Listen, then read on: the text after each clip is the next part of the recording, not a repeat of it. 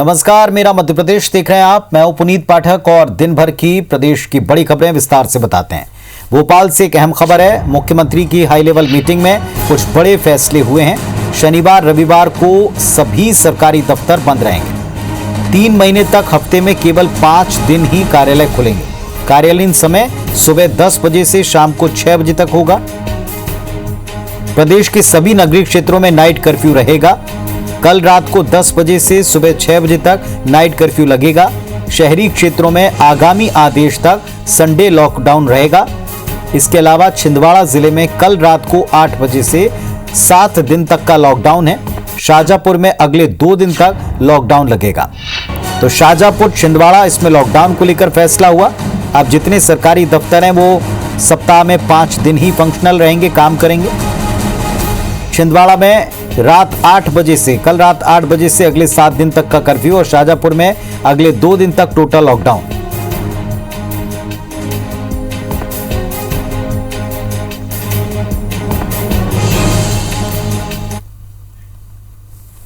मध्य प्रदेश का corona update भी इस बीच आपको बता दें। इन तमाम प्रयासों के बावजूद संक्रमण की रफ्तार तेज है। 4043 नए कोरोना मरीज मिले हैं पिछले 24 घंटे में और 24 घंटे में 13 मरीजों की मौत हुई है। प्रदेश में 2126 मरीज डिस्चार्ज किए गए। मध्य प्रदेश में अब तक 3,18,014 संक्रमित हुए हैं। प्रदेश में 4,086 मरीजों की कुल मिलाकर संक्रमण ने जान ली है। मध्य प्रदेश में 2,87,869 मरीज स्वस्थ हुए हैं। एक्टिव केस प्रदेश में अब 26,057 हो गए। इंदौर में सर्वाधिक 866 केस मिले हैं, जबकि भोपाल में 618 24 घंटे का आंकड़ा है।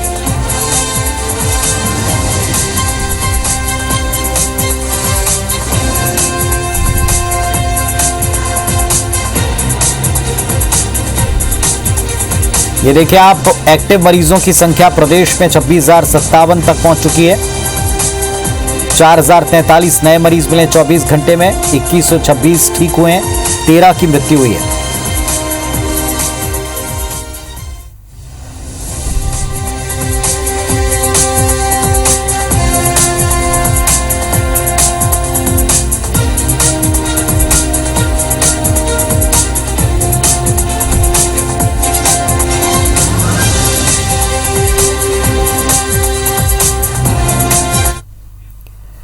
और हमारे सहयोगी भोपाल से सत्येंद्र सिंह इस वक्त जुड़ रहे हैं, सीधे उनका रुख करते हैं। सत्येंद्र, एक तरफ कोरोना की लगातार बढ़ती हुई रफ्तार, तो दूसरी तरफ शिवराज सरकार के एक के बाद एक आते निर्णय, बताएं इनके बारे में।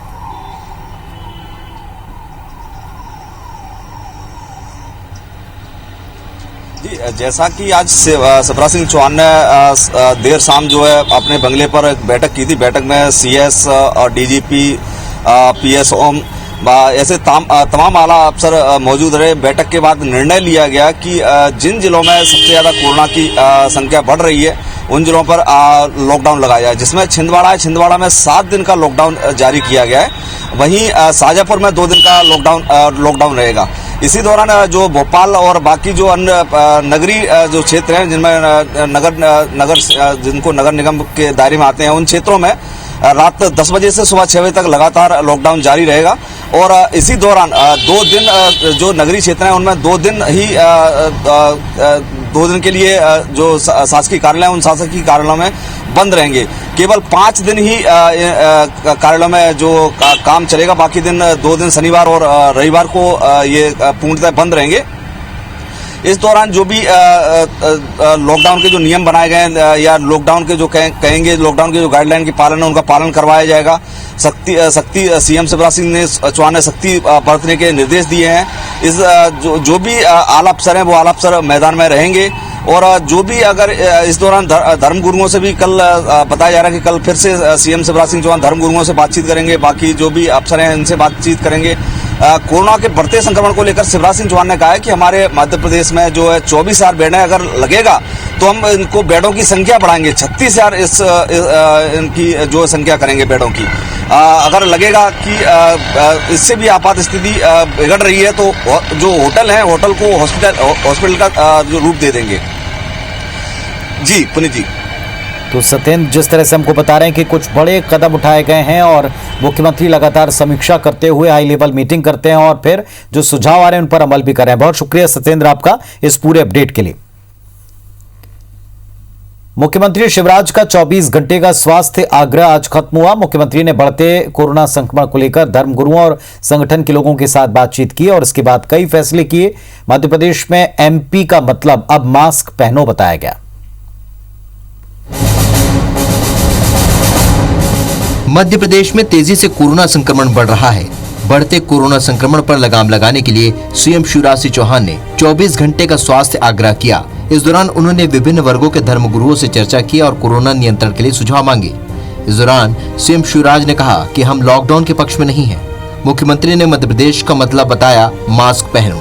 24 घंटे के स्वास्थ्य आग्रह के दौरान सीएम ने कई बड़े फैसले लिए।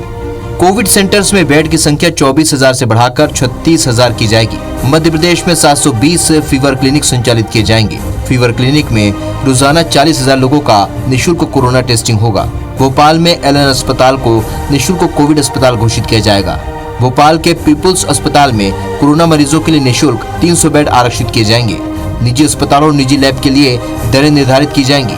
RT-PCR 700 रुपए, रैपिड एंटीजन टेस्ट 300 रुपए, सिटी स्कैन 3,000 रुपए। किल कोरोना अभियान फिर से शुरू किया जाएगा। लॉकडाउन अंतिम उपाय है, इसलिए मेरी सुरक्षा मेरा मास्क, यह अभियान हमने प्रारंभ किया। मैं तो अब एमपी का मतलब बताता हूं। एमपी हमारा मध्य प्रदेश, लेकिन अब एमपी का अर्थ है मास्क पहनो। मुख्यमंत्री शिवराज सिंह चौहान के स्वास्थ्य आग्रह को कांग्रेस नौटंकी बता रही है। मुख्यमंत्री शिवराज के उन फैसलों को भी हवा हवाई बता रही है जो स्वास्थ्य आग्रह के दौरान मुख्यमंत्री ने कोविड की जंग लड़ने के लिए किए हैं। सीएम साहब बैठे हैं, स्वास्थ्य सत्याग्रह। सत्याग्रह सत्ता पक्ष के खिलाफ किया जाता है, किसी बात को मनवाने के लिए सत्ता से या किसी अन्याय के खिलाफ किया जाता है। किस बात का सत्याग्रह कर रहे हैं? केवल नौटंकी के अलावा और कुछ। मध्य प्रदेश में कोरोना रोज नए रिकॉर्ड बना रहा है। कोरोना का संक्रमण रोकने में सरकार की पहल के साथ ही आपको भी आगे आना होगा। मास्क पहनिए और सोशल डिस्टेंसिंग रखिए और कोविड गाइडलाइन का पालन करें। सुधीर दंडोतिया के साथ नवीन कुमार सिंह, IBC 24 भोपाल। उधर इंदौर में तेजी से फैल रहा संक्रमण हर दिन एक नए रिकॉर्ड की तरफ जा रहा है। एक तरफ शिवराज सरकार जागरूकता का सहारा लेकर वैक्सीनेशन पर जोर दे रही है, तो दूसरी तरफ लगातार हालात बिगड़ते हुए नजर आ रहे हैं। मंगलवार रात को शहर में कोरोना मरीजों ने एक फिर नया रिकॉर्ड बनाया। 866 नए मरीज मिले, जबकि 4 की मृत्यु हुई। इतना ही नहीं, एक्टिव मरीजों का आंकड़ा 6,281 तक पहुंच चुका है।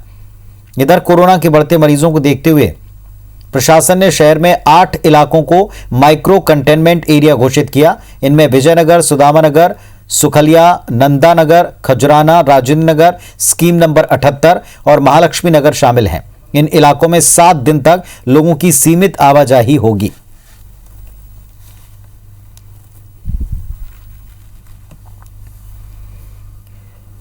सारे देश में कोरोना का संक्रमण बढ़ने के साथ मरीजों के लिए ऑक्सीजन की मांग बढ़ने लगी है।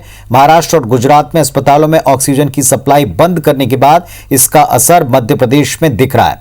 मध्य प्रदेश की आर्थिक राजधानी इंदौर हो या सागर जिला, अस्पतालों में ऑक्सीजन की कमी शुरू हो गई है। आपूर्ति बाधित ना हो, इसीलिए इंदौर प्रशासन ने मेडिकल ऑक्सीजन की आवश्यकता को देख औद्योगिक इकाइयों को ऑक्सीजन की आपूर्ति बंद करने का आदेश दिया।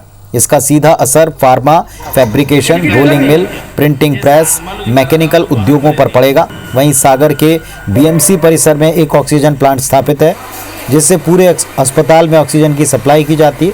इस प्लांट में 2 दिन से लिक्विड ऑक्सीजन खत्म हो चुकी है। छोटे सिलेंडर के माध्यम से अस्पताल में ऑक्सीजन सप्लाई हो रही थी। इसी प्रक्रिया में सिलेंडर का कनेक्शन करते समय उसमें नोजल फटा, आग लग गई। मरीजों को दूसरे वार्ड में शिफ्ट करना पड़ा।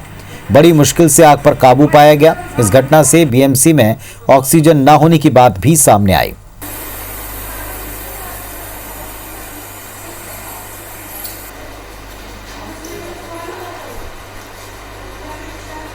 तो मोर देन 50% इंडस्ट्रीज ऐसी हैं, चाहे वो फार्मा की हो, चाहे प्रिंटिंग पैकेजिंग की हो, चाहे प्लाईवुड इंडस्ट्री हो, चाहे मैकेनिकल इंजीनियरिंग की इंडस्ट्रीज हो, सब पे डायरेक्टली और इनडायरेक्टली कहीं ना कहीं असर ऑक्सीजन सिलेंडर का पड़ेगा। तो सरकार से निवेदन है की एक रेशो बनाए, उनकी भी आपूर्ति होती रहे और हमारी इंडस्ट्री भी किसी हद तक चलती रहे। तो ऑक्सीजन क्राइसिस जो है थोड़ा ज़्यादा वो है, इसमें सरकार भी बात कर रही है।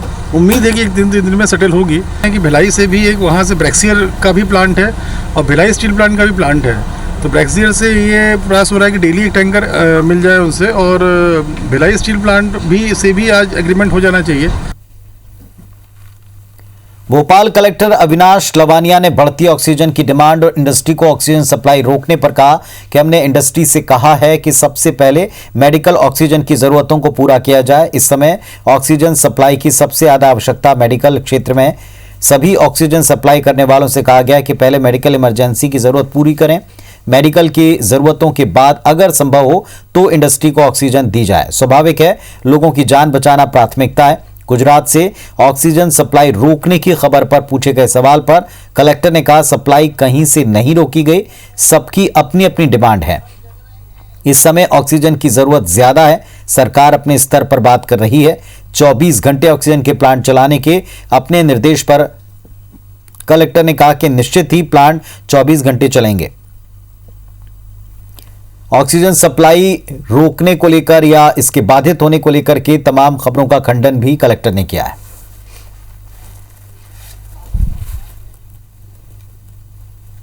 जो ऑक्सीजन सप्लाई है उसका सबसे इम्पोर्टेंट जो यूटिलाइजेशन है वो मेडिकल ऑक्सीजन का है। तो रोकने की बजाय सभी सप्लायर्स को ये कहा गया है कि सबसे पहले जितनी भी मेडिकल ऑक्सीजन की डिमांड है वो पूरी की जाए, उसके बाद यदि ऑक्सीजन शेष रहती है तो ही इंडस्ट्रीज को दी जाए। स्वाभाविक है, लोगों की जान बचाना ज़्यादा ज़रूरी है। कोरोना संक्रमित मरीजों के लिए जरूरी रेमडेसिविर इंजेक्शन की किल्लत लगातार बढ़ती दिख रही है। इंदौर और आसपास के जिलों में बुधवार को कहीं भी इंजेक्शन नहीं मिल रहे। जिन जगहों पर इंजेक्शन उपलब्ध हैं वहां महंगे दामों पर इसको बेचा जा रहा था। दवा बाजार के इलाके में सुबह से दुकानों के बाहर इस इंजेक्शन को लेकर लंबी लंबी कतारें दिखीं, लेकिन इंजेक्शन यहां भी खत्म बताए गए। इंजेक्शन की शॉर्टेज की सबसे बड़ी वजह महाराष्ट्र से इंजेक्शन की कम सप्लाई को बताया गया। ऑक्सीजन की सप्लाई भी कई जगह बाधित है। दवा दुकान के बाहर इंजेक्शन के इंतजार में खड़े लोगों से हमारे सहयोगी ने बातचीत की है। दवा बाज़ार के बाहर ही जो लाइन है, इससे अंदाज़ा लगाया जा सकता है कि इंदौर में कोरोना का क्या भयावहता है। सबसे ज़्यादा दिक्कतें आ रही है रेमडेसिविर इंजेक्शन को लेकर, बिल्कुल भी उपलब्धता नहीं है और लोग यहाँ पर इंजेक्शन लेने के लिए सुबह से लाइन में खड़े हुए हैं, लेकिन वहाँ पर भी इंजेक्शन को लेकर फिलहाल कह दिया गया है कि इंजेक्शन नहीं है। आप लोग कब से खड़े हुए हैं? सर मुझे आज 2 दिन हो गए यहाँ पे जी।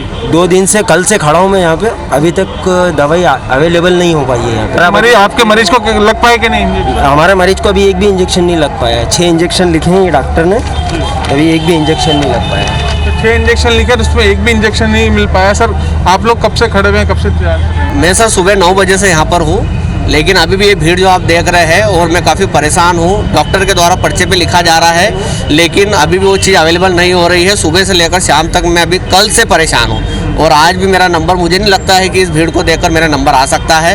उधर पेशेंट की हालत बहुत गंभीर है, डॉक्टर के द्वारा प्रेशर बनाया जा रहा है और बोले इंजेक्शन किसी भी कंडीशन में आप अवेलेबल करवाइए, और मार्केट में काफ़ी बड़े दाम पर रेट, ज़्यादा से ज़्यादा रेट बताए जा रहे हैं। लोगों की बात से अंदाजा लगाया जा सकता है कि किस तरह की स्थिति है इंदौर में, खासतौर पर रेमडेसिविर इंजेक्शन की उपलब्धता को लेकर। वहीं ऑक्सीजन की भी कमी लगातार बढ़ती जा रही है और महाराष्ट्र से भी जो ऑक्सीजन की जो उपलब्धता है वो पूरी नहीं हो पाई है। साथ ही साथ इसके अलावा देखा जाए तो फिलहाल जो है लोग परेशान हो रहे हैं और लोगों को यहाँ पर इंजेक्शन दिलाने के लिए व्यवस्थाएं की जा रही है। कैमरा पर्सन नंदन के साथ Deepak Yadav, IBS24 Indore.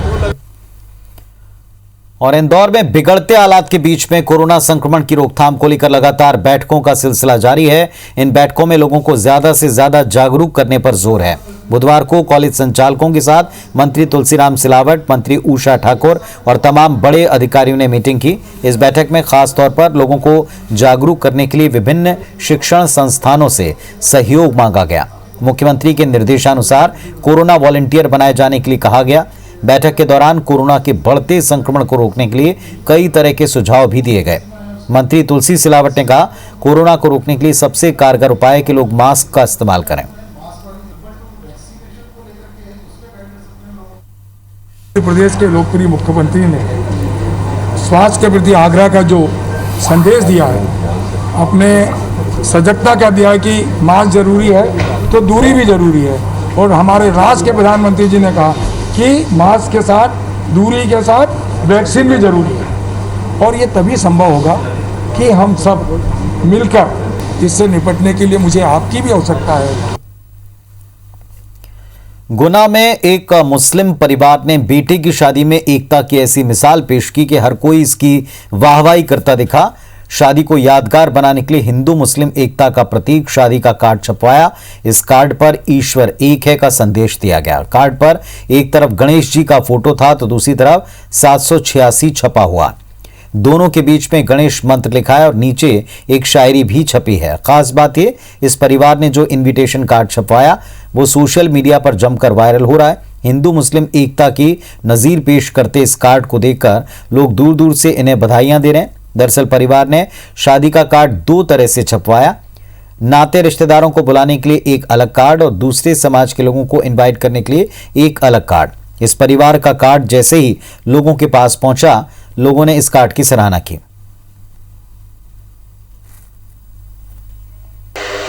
Social distancing का पालन करते हुए आते जाएंगे और खाना खिलवा के रवाना मास्क सैनिटाइजर का उपयोग किया जाएगा। सोशल डिस्टेंसिंग का पालन किया जाएगा। तो इस बुलेटिन में फिलहाल इतना ही। आप हमारी खबरों को IBS24 की वेबसाइट पर देख सकते हैं। लेटेस्ट अपडेट के लिए फेसबुक और ट्विटर पर हमको फॉलो कीजिए। IBS24 बार बार अपील करता है, कोरोना गाइडलाइन का पालन करें, सार्वजनिक जगहों पर मास्क जरूर लगाएं, खुद भी सुरक्षित रहें, दूसरों को भी जागरूक करें। नमस्कार।